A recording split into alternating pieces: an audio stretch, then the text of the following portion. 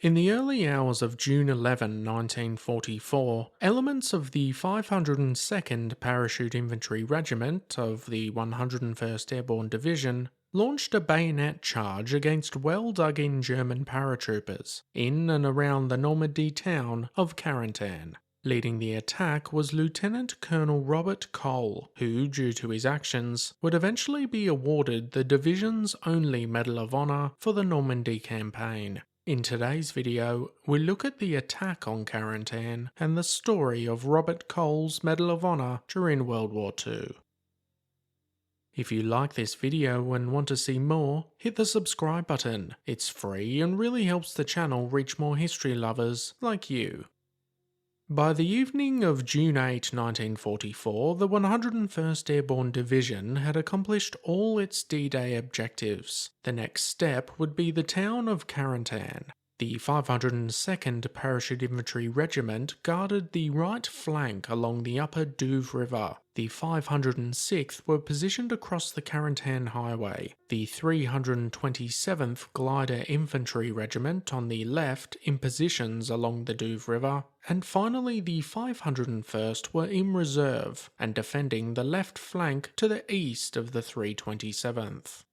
A plan to capture Carentan by a double envelopment was drafted. This would use the 502nd on the right and the 327th on the left. The operation was due to take place shortly after midnight on June 10. On June 9, the 502nd received the order from Division to attack Carentan along the highway. The 502nd's objective was to capture and hold 4 bridges along the highway, and then capture the high ground southwest of the town. This would block any German withdrawal. The 327th's objectives was to cross the Douve River on the left flank, move a mile or so to the east, then come at Carentan from that direction.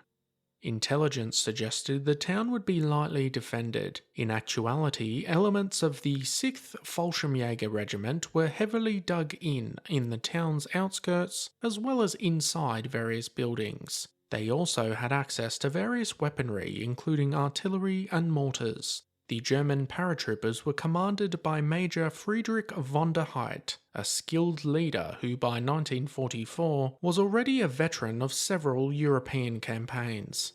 Leading the attack for the 502nd's 3rd Battalion was Lieutenant Colonel Robert G. Cole. After becoming an Army officer in 1939, Cole would eventually join the 101st Airborne Division and quickly moved up the ranks due to his exceptional leadership and training abilities. These traits would become essential tools as the 502nd prepared to move off towards their objectives. As 3rd Battalion moved off in the darkness towards the second bridge situated over the Douve River, Cole found the Germans had already destroyed it. Engineers were assigned to repair the bridge, but were pinned down by German artillery fire. Cole sent a patrol led by Lieutenant Ralph Giehoff across the river in a small boat. This patrol made it to the last bridge, which was blocked by a Belgian gate. The men pushed the obstacle aside, enough for one soldier at a time to pass through, but they soon came under flare illumination, and then subsequently mortar and machine gun fire. This forced their withdrawal back, and they eventually returned at 5:30 am. Through his observations, most of the German fire appeared to be coming from a large farmhouse. Another German firing position was near a hedgerow on higher ground, around 250 yards to the right of the highway, beyond Bridge Number 4.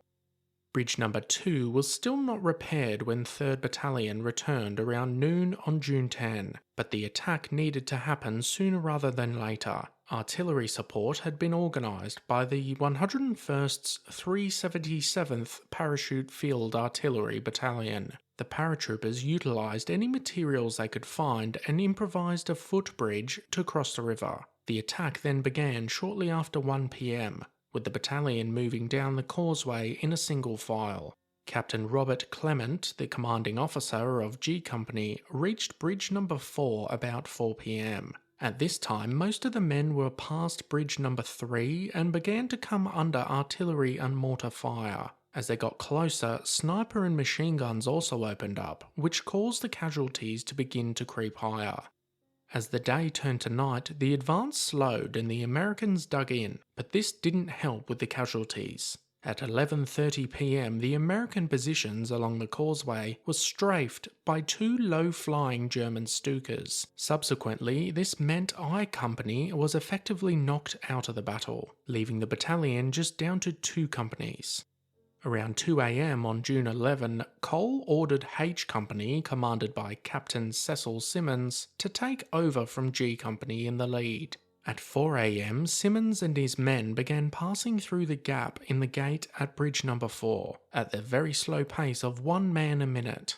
The Germans were questionably quiet at this point, and Cole saw an opportunity to get his companies across the last bridge. He ordered Simmons to rush his men through as fast as he could. Before long, H Company was across without any casualties. After H Company successfully crossed Bridge Number 4, it was G Company's turn to rush through. At a strength of 84 men, H Company moved up along both sides of the road towards the German positions, in the hedgerows and the farmhouse. G Company's strength of 60 men and the battalion's headquarters 121 men moved up on the solid ground to the left side of the road. In the morning, lead scouts came to within reach of the main farmhouse when they were cut down by German fire. Cole immediately called for artillery support, but this did little to silence the Germans. At 6:15 a.m, using a smokescreen to help conceal their movements, Cole ordered his XO, Major Joe Stopka, to contact Battalion HQ and advise 3rd Battalion would have to charge the German positions to take them out. Cole would call out to Stopka, "We're going to order smoke from the artillery and then make a bayonet charge on the house." Stopka responded, "OK." Cole then called in a smokescreen via his artillery observer. After a few minutes, the smoke was being laid in an arc, with the house at its centre. Cole passed the word down for his men to fix bayonets and reload their rifles with a full clip. This was supposed to be passed on to the company commanders, and from them to the men. Once the smoke barrage lifted, the artillery fire was moved back to the railroad tracks just behind the farmhouse. As soon as Cole heard the shells go over his position, he blew his whistle and took off with only 20 men in tow. Stopka, who was over on the left side, had about 50 men with him. He got up, but to his surprise, very few men followed.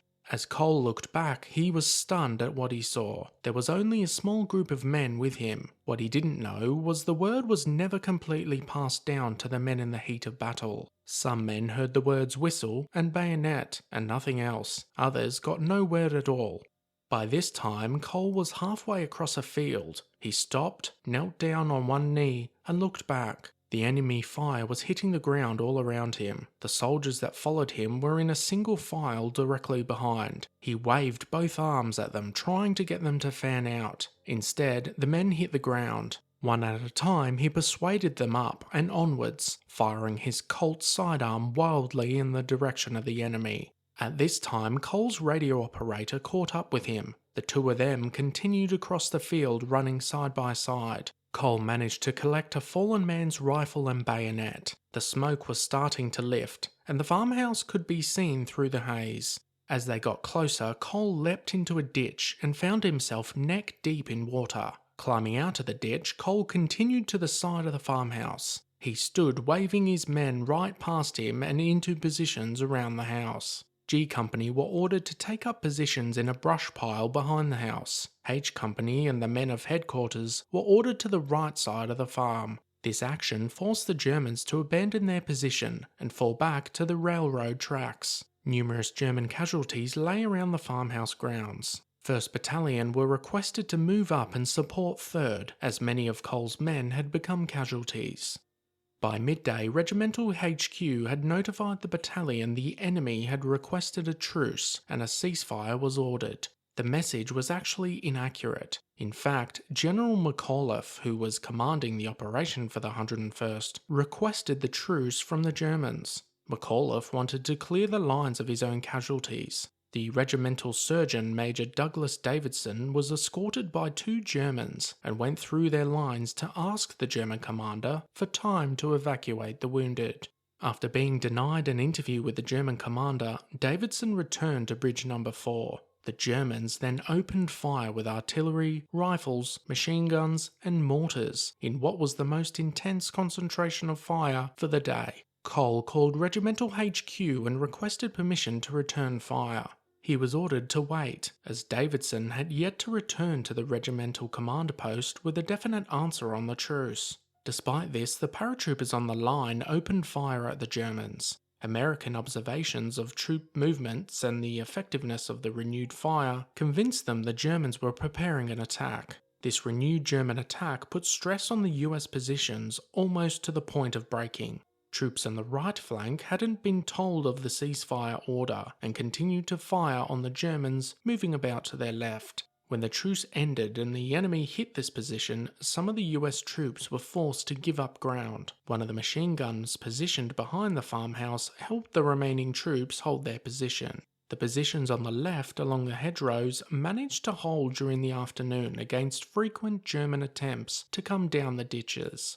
At times, the Germans came so close the Americans could hear the enemy working the bolts of their K98 rifles. The Germans would give no respite or any opportunity to reorganise or evacuate their wounded. During the day, Cole made observations from the second-storey window in the farmhouse of his men. He fully expected the Germans to break through his lines. At 6:30 p.m, he informed Regimental HQ of his plan to withdraw and asked to have covering fire and smoke ready. He believed that his artillery support needed to be heavier and closer to his position if he was to hold out. During the day, only 2 battalions had been firing in direct artillery support. Now every gun in the command was to open up to assist. To be effective, the artillery was adjusted extremely close to the US lines, so close in fact that 2 US paratroopers were accidentally killed as a result. The shells went high over the American position and fell in the field directly behind the farmhouse. It lasted only 5 minutes, but when the firing stopped, the sound of German fire was moving southward away from US positions. Patrols were sent out to determine if the enemy had retreated. About 8 p.m, 2nd Battalion was called up to take over the now improved positions. This allowed for 1st and 3rd Battalions to withdraw. The Germans' defence of Carentan's northern approach had finally been broken, but the 502nd was far too exhausted to continue the attack on the town. Their casualties meant there were insufficient numbers of men to continue with their pre-assault objectives. Thus, the 506th were sent in to complete the job. Many of you will likely remember the Carentan episode of Band of Brothers, when Easy Company would assault the town following Cole and his men's actions to clear the way. This would result in Carentan being captured and held by the Americans. The battle was costly for the Americans, with 130 of Cole's 265 men becoming casualties. 3rd Battalion overall would see 67% of the original force moving down the causeway to become casualties. This resulted in the road being nicknamed Purple Heart Lane. For his actions near Carentan, Lieutenant Colonel Robert Cole was recommended for the Medal of Honor. Unfortunately though, he wouldn't live to see it. On September 18, 1944, during Operation Market Garden in the Netherlands, Cole, still commanding 3rd Battalion, was in communication with an aircraft. The pilot requested some identification panels be placed in a field. Cole decided to place the panels himself, and whilst in the field, he was shot and killed by a German sniper. 2 weeks after his death, he was posthumously awarded the Medal of Honor for his brave actions during a bayonet assault which would come to be known as Cole's Charge. What are your thoughts about Robert Cole and his actions during World War II? Do you know of another Medal of Honor story you want told? Let us know your thoughts in the comments section down below. As always guys, thanks for watching. Be sure to hit that subscribe button if you want to expand your knowledge and join the growing Premier History community.